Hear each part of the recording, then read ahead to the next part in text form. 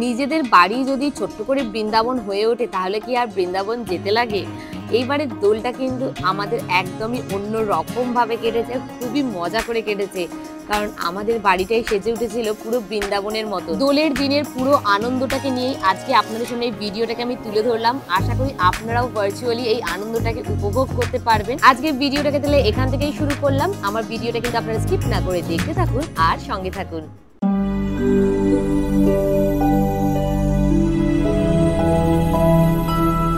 Good morning guys, welcome back to Bijes lifestyle. আজকে কিন্তু ভিডিওটা শুরুই হচ্ছে দোলের আগের দিনের প্রস্তুতি নিয়ে। এই বাড়ির বাৎসরিক পুজো হিসেবে আমরা দোলটাকেই ধরি, ওই জন্য প্রত্যেক বছর আমরা ছোট্ট করে হলেও দোলটাকে সেলিব্রেট করার চেষ্টা করি। এই বছরও তার একদমই অন্যথা হয়নি, একদম জোর কদমে পুজোর প্রস্তুতি শুরু হয়ে গেছে। আমি এবারে বেশি যোগদান করতে পারিনি আমার স্কুলের জন্য, কিন্তু তারপরে দোলের আগের দিন থেকে আমি কিন্তু একদমই নেমে পড়েছিলাম মাঠে। এইখানে এখন চলছে হচ্ছে প্রদীপ সাজানো, আর এই প্রদীপগুলো কালকে অর্থাৎ দোলের দিনকে যতজন আসবে সবাই কিন্তু একটা একটা করে জ্বালাবে। এই বাড়ির যিনি গুরুমা তিনি বলে গেছেন প্রত্যেক বছর যাতে একটা একটা করে প্রদীপ সংখ্যায় বাড়ানো হয়, কিন্তু সেটা এত বছর হয়নি, তাই জন্য এবারে একেবারে দুটো থাক প্রদীপ বাড়িয়ে দেওয়া হয়েছে, যাতে যতজন আসে ততজন যাতে একটা একটা করে হলেও জ্বালাতে পারে। ওইদিকে থালা সাজানো হতে হতে এদিকে কিন্তু আমি রাধা গোবিন্দকে একদম প্রায় রেডি করে দিয়েছিলাম, আর একটু পরে কিন্তু দুজনে একদম সেজে গুজে সিংহাসনে উঠে পড়বে।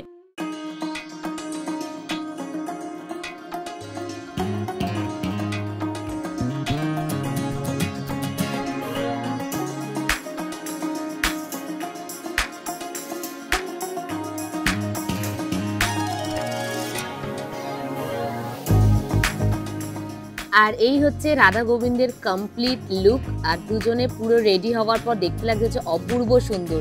আর প্রত্যেকটা গোপাল প্রায় চলে এসেছে, আর কয়েকজন আসার বাকি, আর সবাই একদম ম্যাচিং ড্রেস পরে রেডি হয়ে গেছে। আপনারা এবার পুরো মন্দিরটাকে দেখে বলুন তো যে কাদেরকে দেখতে সব থেকে বেশি সুন্দর লাগছে, আর রাধা গোবিন্দের মধ্যে কাকে বেশি কিউট লাগছে। আমার কিন্তু ভোট হচ্ছে কৃষ্ণের দিকে। এইবারে দুই কৃষ্ণই একেবারে কিন্তু চোখ কেড়ে নিয়েছে। শুভ দোল যাত্রা, আর আজকে হচ্ছে দোলের দিন। আর সকাল সকাল দেখুন কে চলে এসেছে। সকাল সকাল চলে এসেছে হচ্ছে আমাদের ব্যাঙ্গালোর থেকে বড় গোপাল, আর এইদিকে পুরো প্রদীপের থালা একদম গুছিয়ে রাখা হয়ে গেছে। বৃন্দা দেবীকে জামা কাপড় পরানো হয়ে গেছে, দুব্বা বাজা চলছে, সকাল সকালই এতগুলো কাজ শুরু হয়ে গেছে। আর এইদিকে চলছে রাধা রানীর ফাইনাল টাচ। এই টিপটা পরালেই কিন্তু রাধা রানীর সাজ পুরো কমপ্লিট। আমাদের মেয়েদের সাজ তো শেষ মুহূর্ত অব্দি চলতেই থাকে, তাহলে রাধা রানী কেন পিছনে যাবে, তাই না? এইদিকে চলছে হচ্ছে এখন ঠাকুরের ভোগের রান্না। পুজো বাড়িতে কিন্তু এটাই আনন্দের যে সবাই সকাল সকাল উঠে একদম কাজে লেগে পড়েছে, কেউ বেকার বসে নেই, সবাই যে যার নিজের মতন কাজ করছে। কেউ ঠাকুরের ওইখানে কাজ করছে, কেউ রান্নার এদিকে কাজ করছে। এবারেও যেহেতু আমি কিছু করে দিতে পারলাম না ঠাকুরকে, ওই জন্য আমার ইচ্ছা হলো যে ঠাকুরকে অ্যাটলিস্ট লুচিটা বানিয়ে দিতে, যাতে আমার হাতে ঠাকুর কিছু হলেও পাক। ওই জন্য আমি এদিকে নিজের একটা কর্নার ধরে এদিকে লুচি বানাতে বসে গেছি।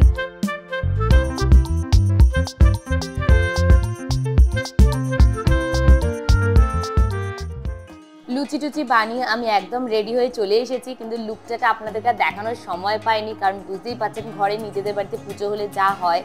আর এইদিকে চলে এসেছে আমাদের প্রত্যেক বছর যারা কীর্তন করে তারা। এই মহিলাদের দলটি আমাদের একটা পাড়ার মন্দিরে প্রত্যেক দিন বিকালে কীর্তন করে, আর সেইখান থেকেই খোঁজ পেয়ে আজকে প্রায় 3 বছর এনারা কিন্তু এই বাড়িতে দোলের কীর্তন করতে আসছেন। কথায় আছে কীর্তন করতে গেলে গলা লাগে না, সুর লাগে না, লাগে হচ্ছে ভাব।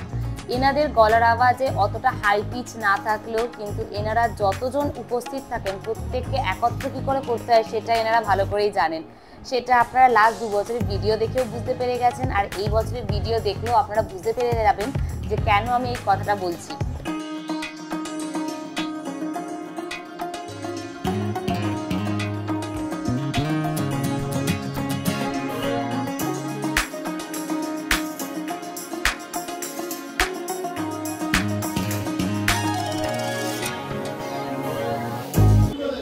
ফাইনালি এতক্ষণে আমি হলাম হচ্ছে রেডি, আর শুধু গোপালও রেডি হয়ে গেছে। আমি একটা মিনি ব্লগ বানিয়ে গেট রেডি বানিয়েছি, দেখে ওটাতে বলবেন কিন্তু আমাকে দেখতে কিরকম লাগছে। আর এরা রাত্রেবেলা 3টের সময় মানে ভোরবেলা 3টের সময় ব্যাঙ্গালোর থেকে চলে এসেছে। আমার ভাগ্নে, ননদ, নন্দাই আর গোপালকে তো তখন দেখালামই, সবাই দোলের জন্য চলে এসেছে।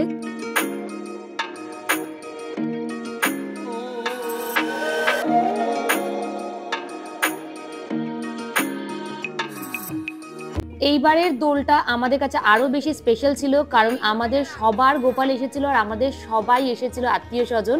শুধুমাত্র আমাদের রাধারানীর আসা বাকি ছিল, সেও তারপরে চলে এলো।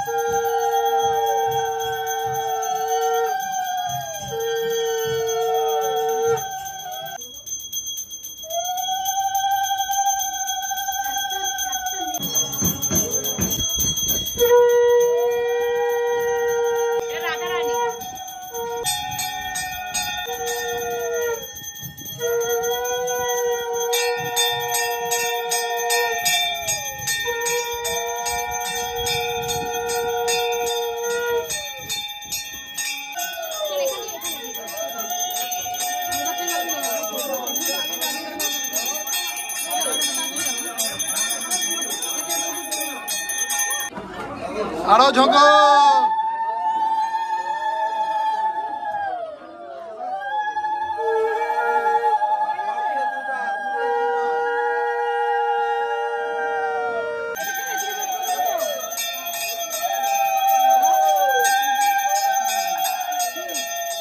দোলের পুজো কমপ্লিট আর এদিকে কীর্তনও প্রায় শেষের দিকে। এবার বুঝতে পারবেন যে কেন আপনাদেরকে বললাম যে এনারা অতটা হাই পিচে না গিয়েও কি করে সবাইকে একত্রিত করতে পারে।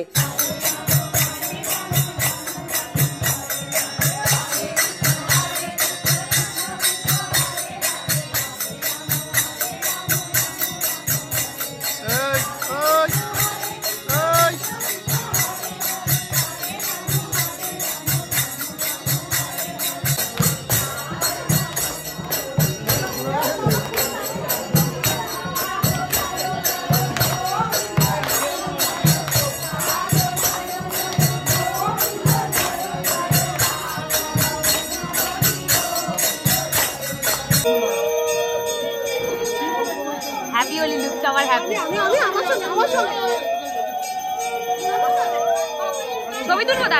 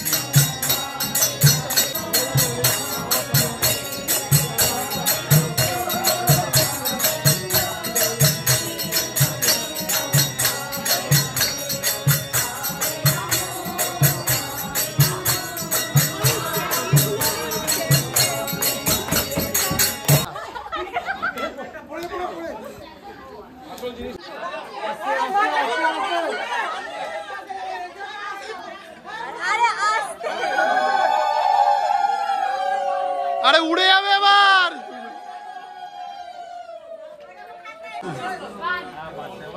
তুই কি স্লো মোশন করবি না স্লো মোশনে নিবি?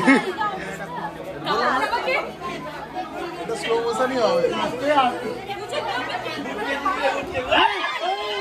ঘুরতে ঘুরতে পুরো মাথা ঘুরে পড়ে গিয়ে কিন্তু আজকে আমাদের এই কীর্তনটা শেষ হলো। এখন আমরা একটুখানি আবির খেলে প্রথমে লাঞ্চটা করে নিচ্ছি। তারপর আমি বললাম যে আমার তো ফুল লুকটা দেখানো হয়নি, একবার আমার ফুল লুকটা কেউ তুলে দাও, কিন্তু তাও তুললো না। ক্যামেরা ঘুরিয়ে সবাই এদিক ওদিকে দেখাতে শুরু করে দিল। আর আজকে কি আপনারা একটা জিনিস খেয়াল করেছেন, আমাদের কিন্তু আজকে ড্রেস কোড হচ্ছে পুরো লাল সাদা। সবাই আজকে আমরা লাল সাদা শাড়ি পরেছি, এ বাদ দিয়ে, কারণ এখনো শাড়ি পরে না বলে। তারপরে মোটামুটি অর্ধেক জনের ড্রেস চেঞ্জ হয়ে গেছে, আর আমরা এখানে সবাই বসে কোল্ড ড্রিঙ্কস পার্টি করছিলাম, কারণ সবাই খুব হাঁপিয়ে গেছি আর ক্যাটারারদের চলে যাওয়ার অপেক্ষা করছি। কারণ এবার আমরা শুরু করব হচ্ছে আমাদের দোল খেলা, কারণ খাবার মাঝখানে দোল খেলা শুরু করে দিলে তখন খুব অসুবিধা হয়ে যায় খাওয়ার সময়।